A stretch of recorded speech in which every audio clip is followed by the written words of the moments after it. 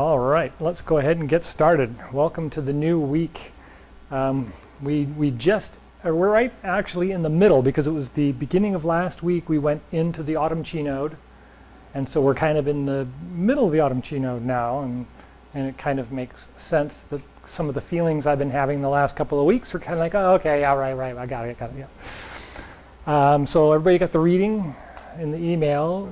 Was repetition, one of my favorite ongoing statements. Repetition, endurance, longevity, wisdom. And it's not for now, and it's not for me. It's when I started studying philosophy and sociology that I started to understand better how repetition builds through generations. And things in the generations teach us stuff about ourselves that we wouldn't understand otherwise. Everybody okay with that? Good, because this is that time of year. We had the wonderful spring energy bringing up and showing us our possibilities in the real world. Then we get into summer and they're all realized. We're pushed along and everything just happens and it's a wonderful adventure, and then all of a sudden we start to crash down the other side, and immediately we come to heart. And that's the yin, right? We come to heart. The heart is holding us up while yang is deciding it's time to retire. And if yang doesn't retire, there's rebellion, and you can have all kinds of funny symptoms from it. But if we take that and we start looking back in history, we start seeing how some of these festivals that were created, or songs which were sung specifically for a season, right? Or foods that were created specifically for a season, start to make a lot more sense when you look at the way that things were at this point less than 200 years ago, because a lot of us are kind of, this is our world, right? If you're 50, 60 years old, we've had cars and technology and refrigeration and all of these things, and food aplenty. Well, less than 100 years ago that wasn't true. 200 years ago, forget about it. 300 years ago, a letter would take a month to get here from Europe. Nowadays it's a 12-second trip, round trip, for a message to come in and go back. It's nothing, right? And we have to look at this as it's not us today. So when we read the reading repetition, we recognize it in our lives, and we take homage to our life and to our parents, and we pray, and everything's fine. But if we actually take ourselves out of the picture and we look at repetition as in being generations, and years as being in generation forms, hundreds of years, not 10 years and 20 years and 50 years, but hundreds of years, then we start recognizing why shamanism was so important, and why we did these things in specific patterns generation after generation after generation, because they do stuff, right? It works for us.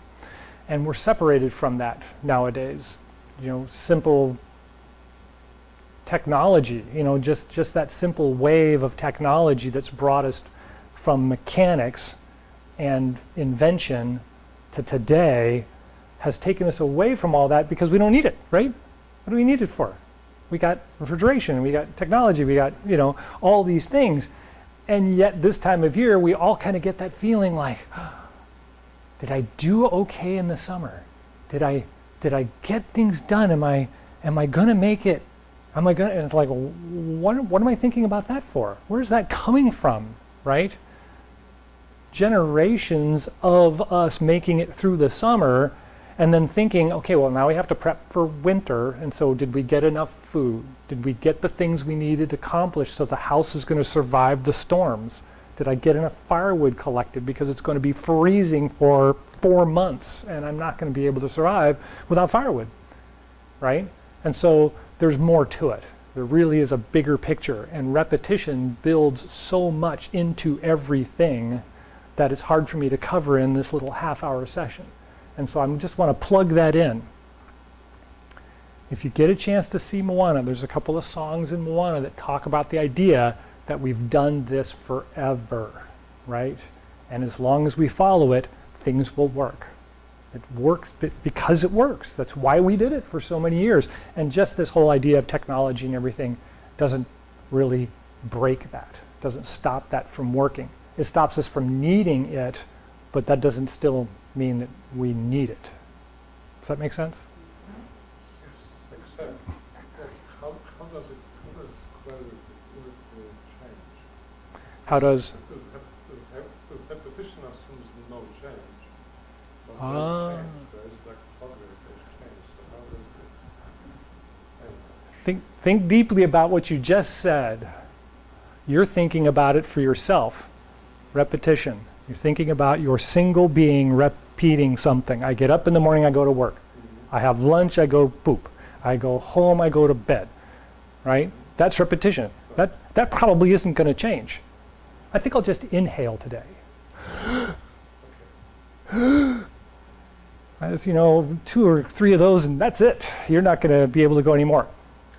Right? What you're saying is there's repetition and there's change. They have to happen, right? They have to happen. We can only take one step back from our current existence and see, well, what happens in a year? The year repeats. Summer repeats. Winter repeats. But they're always different, and they're always the same. But they're always repeating, right? January comes, we know what's going to happen, right? Spring comes, we know it's going to happen. That plot didn't have flowers last year. Now they're over there. But the flowers came up. It's spring. Bound to happen, right? And so we kind of need to step outside of that idea of it's just the clock. The second hand keeps going around and around and around, and so little changes.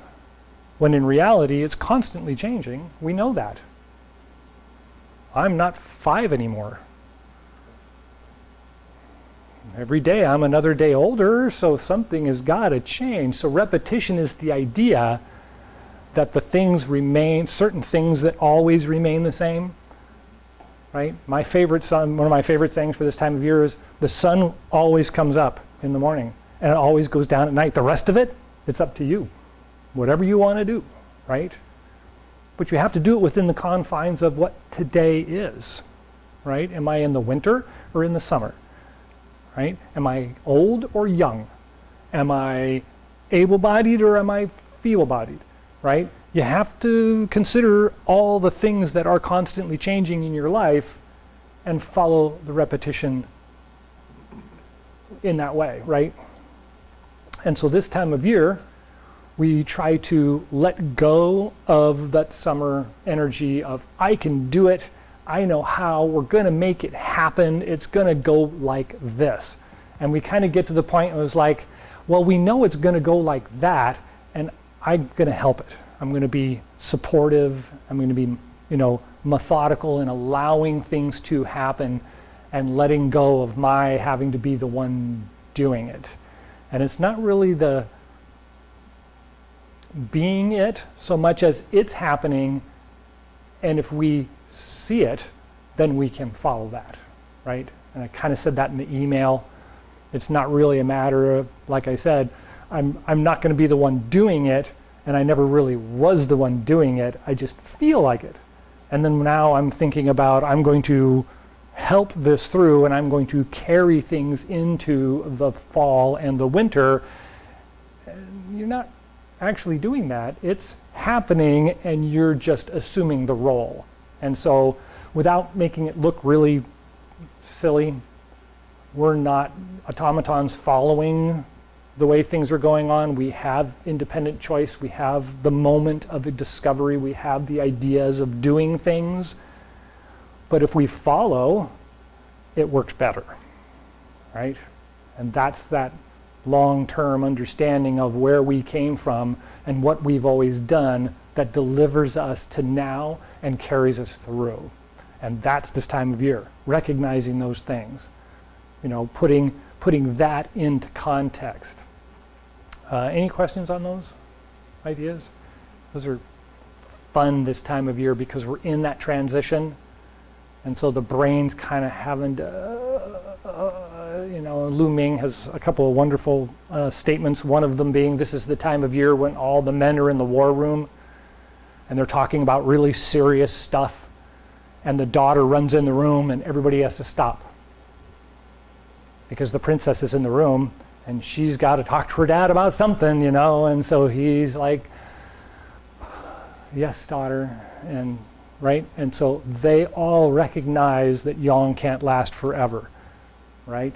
Yin comes in the room and everybody goes, okay, we have to stop all this war talk and let the princess have her time, have her moment, so that everybody recognizes, well, why are we doing this?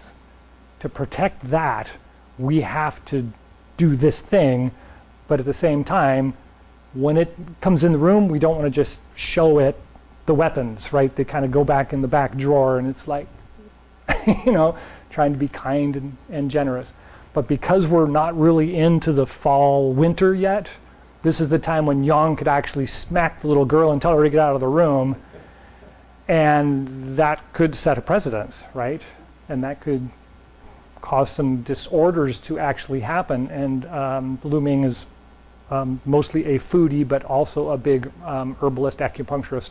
And he talks about that's when we can set in a long-term illness. The last couple of weeks, the last month approximately, we've been able to let go of stuff. And so any long-term illness that we have, we could actually just let it go and it could go away. And this is the time when we haven't done that and we stay on the yang side of things, we could easily just suck more in and have it get worse, or set something that is going to take a long time to get rid of. And so that's you know, a lot of that kind of stuff. Without getting too crazy, because I could go on all this whole half hour. Along with that, part of the understanding of the nervous system is that we get into this repetitional pattern of things and we start to assume an illness in our own patterns. And in order to reduce the chances or to release something like that, we're back to walking backwards. So this is a good time to walk backwards, right? So let's think about this for a moment. Walking forward is heel to toe, right? And we just kind of roll from heel to toe. And when you get to the middle of the room, leave your back foot on the toe and roll down to the heel. So toe to heel and toe to heel. Nobody fell down. This is a good sign. This is a really good exercise to play with this time of year, like the next Chi node and a half, because we're halfway through one. So the next 3 weeks about, take a chance, walk backwards a little bit. The recommendation is 81 steps or 10 minutes, 11 minutes, if you can figure it out. Take 10 or 11 minutes to just think about walking. I'm saying if you can't walk backwards very well, try it for about 11 minutes. If you can walk backwards very well, 81 steps, and then you're good. The pattern is actually in resetting your brain. So let's discuss, what does this do? How do we walk, right? Do we think about it anymore? Yeah. Do we think about it anymore? We just do it, right? We just kind of know that the body just kind of lurches forward, and then we just kind of keep ourselves from falling down. And it works really well. We've been doing it for years. And it's no longer in our frontal memory, right? It's no longer in short-term memory. It's back in the lizard brain. It knows just do it, just do it, just do it, right? And you just do it. Where if you walk backwards, you actually have to think about what you're doing. You have to think about your balance. You have to think about what your foot is doing, and if you're going to step on something, right? You've got to be so totally engaged in the idea of walking that your brain takes walking out of long-term memory, puts it in short-term memory, and allows you to reconfigure it.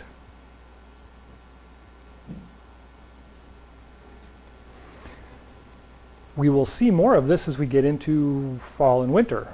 There's other experiences that we have the opportunity to take the brain's long-term thinking of some pattern out, break it down, clean it up, put it back together again, and restore it into long-term memory. Okay? So we'll talk about that more as we get further along. So let's all face the left, or your left, and see if you can walk backwards a couple of steps in a circle. Right? So it's just heel to toe.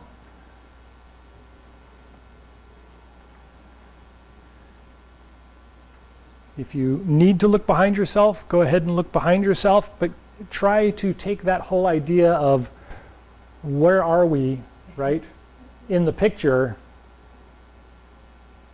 and try not to have to look backwards.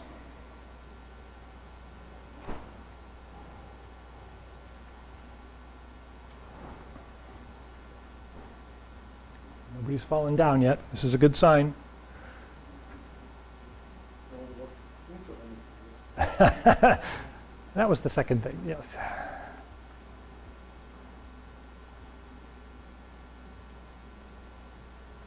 Okay, anybody that's having a great time and really daring, close your eyes. Take a couple of steps and then open your eyes and make sure you're not walking into something.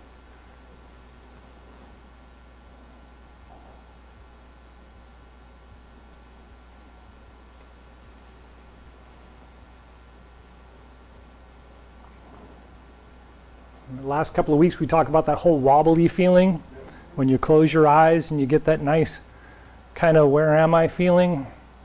Just let it sink in and then go ahead and relax when you're back to your spot.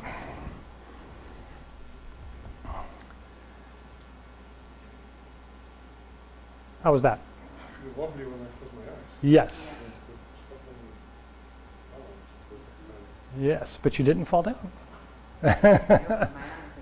That's right. So but you kind of get that feeling, right? When you're walking backwards, it takes you a minute. And then it's kind of okay. Then you can do it okay. And when you feel comfortable with it, then close your eyes for a couple of steps and just reposition your balance, right? Reposition your ways of taking in where you are so that you are comfortable knowing, no, I know what was behind me. I'm pretty sure I'm walking straight backwards. And with my eyes closed, I should be able to take 5 or 6 steps and not bump into anything, and then stop and look. Hey, I did it. Try it again, right? And that's part of that getting it out of long-term memory and putting it back into short-term memory so you can evaluate it. When we're done doing a couple of those, walking backwards a couple of times, then do it walking forward. Just go back to walking forward, but do it with that same kind of feeling walking backwards. When I walk forward, I have to think about it? No, I don't think about it. I just fall forward and go, right? But when you're walking backwards, you are forced to put your foot down and go, okay, right? And so when you turn back to walking forward again, you want to take that and bring it to, okay. Right? I've got to put my foot down and I've got to keep my balance. I've got to roll myself forward and then close your eyes, take a couple of steps, right? And that's part tying those two things together. And at that point, for me anyway, I recognized, oh, I've got a hitch in my hip. I never noticed that before, because I was just going forward. Oh, look, no problem. It's been resolved because I had to take it out, pull it apart, figure it out, and put it back together again. Good? Okay, got a couple of minutes. Let's go ahead and try the standing exercise. This time of year, if you're doing any of the visualization exercises, this time of year, it's really good to think about the earth holding you up. And it's not just under the feet, but it's up at the top of the head, lifting up the spine and letting the body just kind of hang there. And so you want to feel those two characteristics. Something's holding up the skull and the spine, and then under that the legs are being held up by the ground. So when you feel your feet on the ground, don't think about all your weight just being pushed down and holding you down to the ground. Lift up the upper half of the body and just let the hips hang there, and the legs are being held up by the ground. The rest of the body is floating.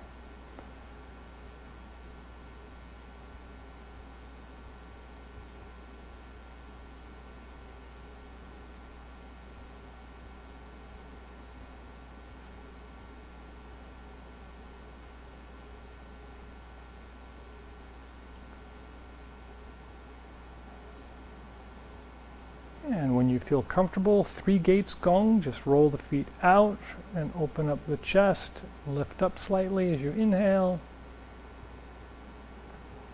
and exhale and roll the feet in, sink down slightly, bring the arms back in by closing the chest, and again.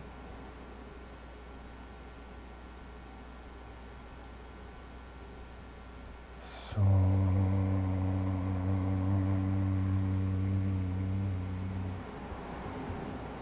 and one more.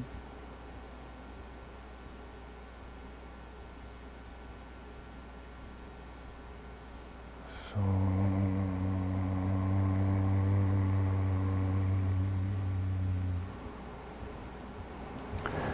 and then widen the feet a little bit and sink down. Second moving gong.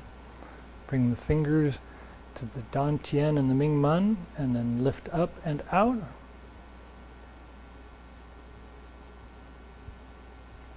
So,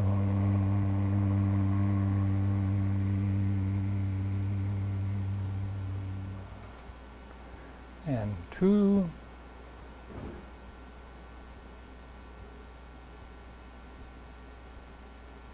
So,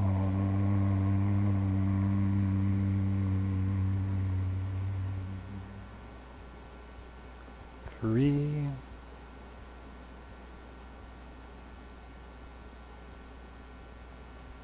So,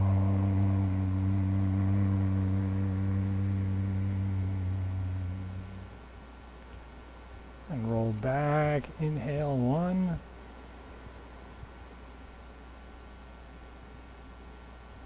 So,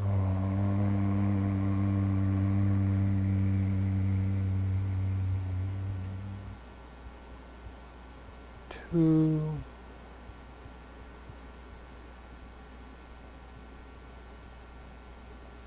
So,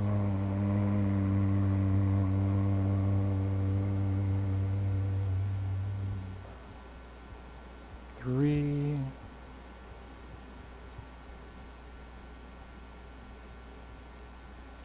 So,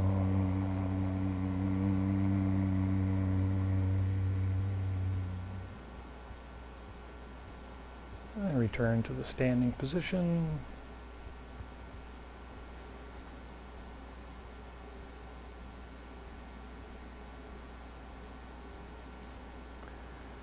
And one thing before we do the final exercise, bring the hands out like you're holding on to a big tree. And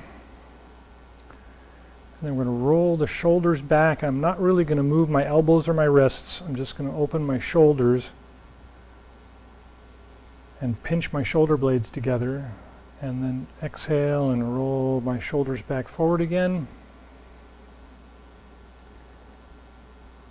And in doing this, you can see how much change actually happens in your arms, and you're not actually moving your arms, right? We're only moving our shoulders.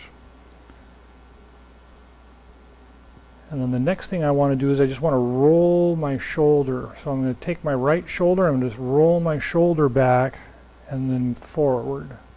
And you can see how much my arm changes, or how much your arm changes. And the arm's not really being manipulated, it's the shoulder, right? So now if I was to do both shoulders like I was swimming without moving my arms, I'm only moving my shoulders, you can see the great change that happens in the movement of my arms without me moving my arms.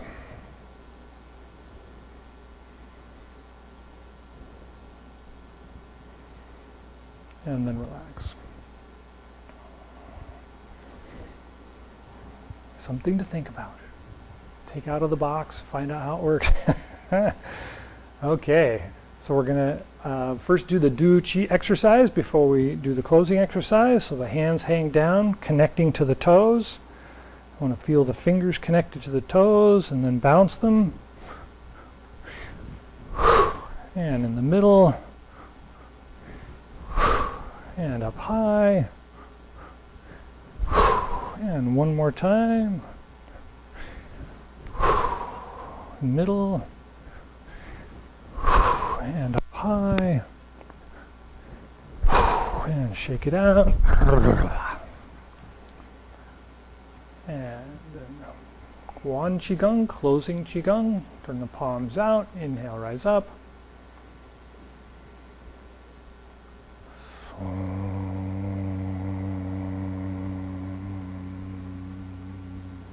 Take a breath at the heart and lungs.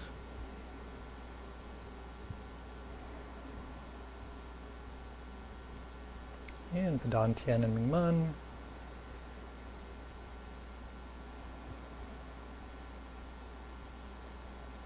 And the bubbling spring points to the bottoms of the feet.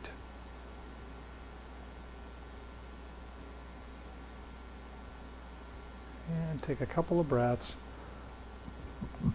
Feel the upper body being lifted up from the top of the head. And feel the feet being held firmly in place on the ground.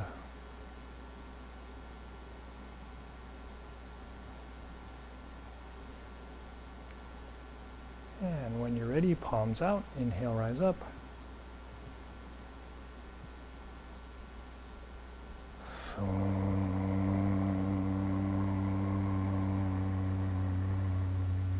Take a breath at the heart and lungs.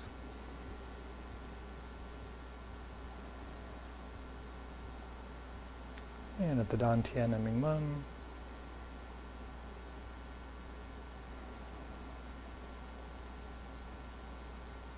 And the bottoms of the feet.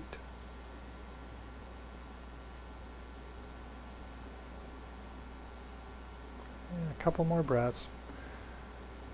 Feel the body light and smooth, hanging from a celestial string. Feel the feet firmly on the ground, supported by the earth.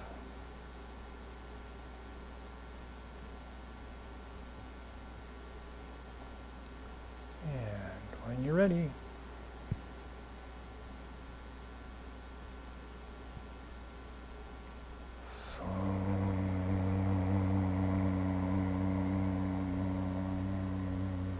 take a breath at the heart and lungs.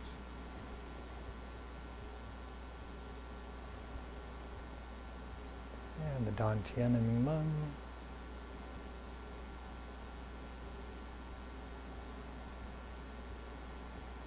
And bubbling spring points.